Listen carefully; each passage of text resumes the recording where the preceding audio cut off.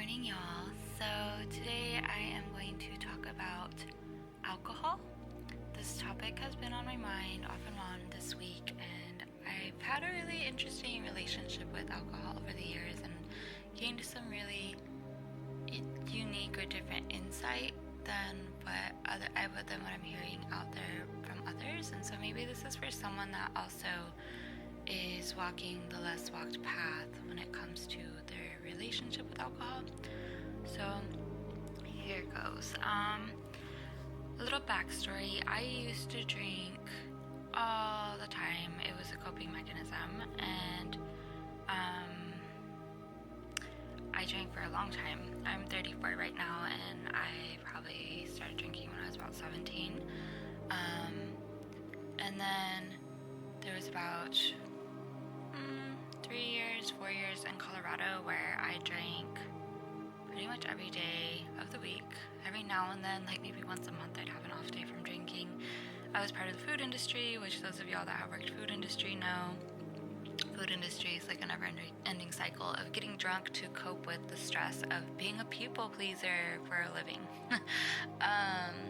So yeah, it was very intense during the Colorado years, and then it got more intense for me as I went into my hip surgeries. I was very depressed going into my hip surgeries, and I had not one but 2 hip surgeries, and then I had my heart very crushed and broken by seeing a person's full colors. I don't even want to say true colors, just saying a person's full color range when I went from a long distance relationship into being in the same city during that time of my hip surgeries. And so again, very, very depressive time. So my relationship with alcohol was definitely one of like coping and very, very hard on the body. And then I got into my healing journey, and in the healing journey it was really interesting because I still drank the first year that I got attuned to Reiki level 1.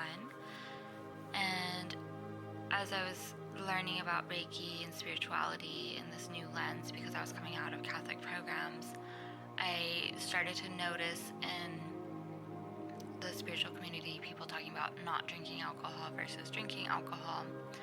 And so here I was like kind of shaming myself for still drinking alcohol and wanting to be on like the other side of like the grass is greener on the other side, right? So eventually there was a point in my life where I did make it to the other side, and I didn't drink for about a year and a half. Yeah, I think about a year and a half, maybe a little over a year and a half, but a year and a half, pure, no drinking or anything. And at that point, I had already been kind of tapering off drinking as much. Like, I think I was drinking maybe like 3 days a week instead of 7 days a week, because that's what happens when you get attuned to like Reiki 1, is eventually the energies start to settle and integrate in you over time, especially if you make energy work like your life, and it'll cut out the habits that don't serve you, right? So anyways, when I quit drinking for a year and a half, at that point I'd already become Reiki 3 attuned, right? And at this point, so the energies are now opening more channels in me. My body's now it's cleansing more heavy energy out of it, and like emotional residue out of it, because emotions carry energy frequencies, right? Still had been drinking though, right? So then what led into me not drinking for a year and a half was at that time in my spiritual journey, I was like terrified about like demons and conspiracy theories and just like all kinds of stuff. And I was working very closely with this lady that was my mentor, that basically I learned everything backwards and what not to do and had to unlearn it.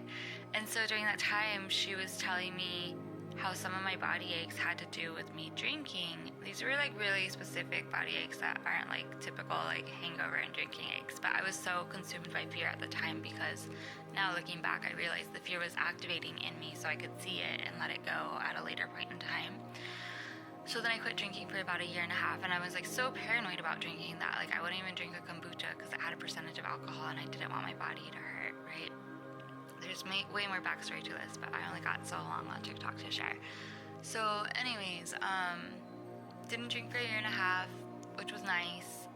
However, I also was in therapy at that time, and I realized my drinking urges started to go down anyways as I began therapy, because really drinking is a coping mechanism. So once you start acknowledging and working through and healing and reframing all those emotions, all those stories, all that pain, um, and like doing so lovingly, the need for alcohol, the need for coping starts to diminish. Meanwhile, I found it interesting that during the time of not drinking, that my coping went elsewhere, and I was eating way more sugar, and I was shopping on Amazon all the time.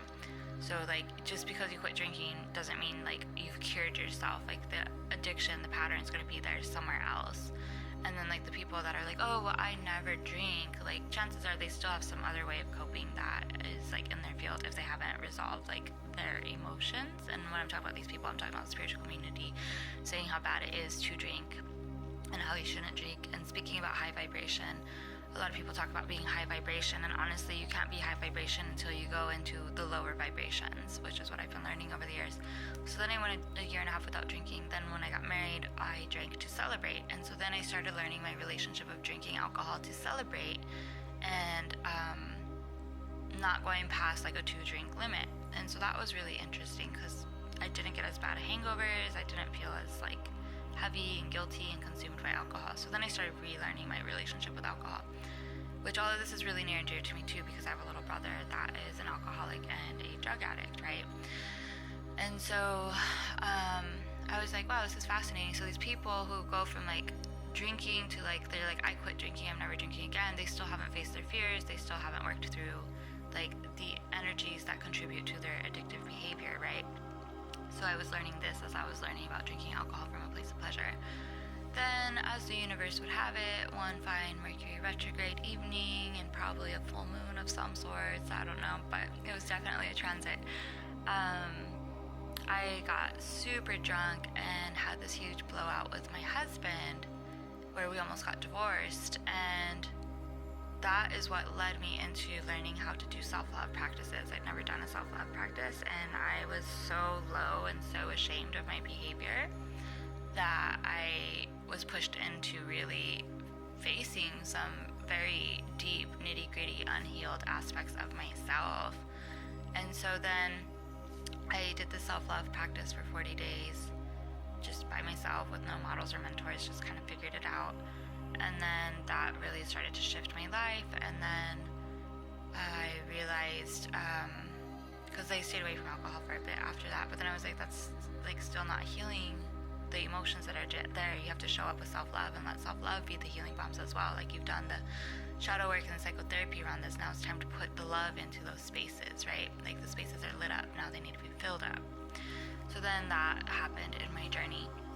And then it was like really interesting, because then we moved, a couple years later we moved to Florida, and I ended up drinking like a whole champagne bottle by myself as I was on the phone with my brother, and had a really nasty headache, and my body felt like death. And then I was like, oh wow, I'm about to go through a death portal.